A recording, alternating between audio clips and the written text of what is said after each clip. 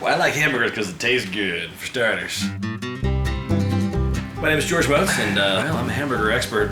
I mean, I did not give myself that title. The media did. To me, a hamburger is ground beef that is cooked somehow, whether it's on a grill, flat-topped, or smoked or something, and then it's served on bread, and that's it. It's very easy to make, it's very easy to eat, and I think that it embodies everything that is American. To know where your food's coming from, to actually see a side of beef at the butcher and say, I want that, that's a really big deal. My butcher's name is Joe. When I go to Joe, I get a chuck steak. It's a very forgiving cut of the animal. You can overcook it, undercook it, it still always tastes great. It also has a lot of fat. You want to make sure you have a lot of fat with your hamburger meat. 80% lean, 20% fat. The fat creates flavor.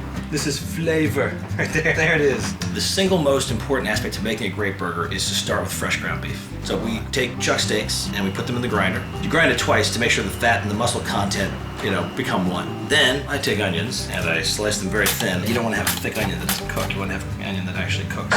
That's it.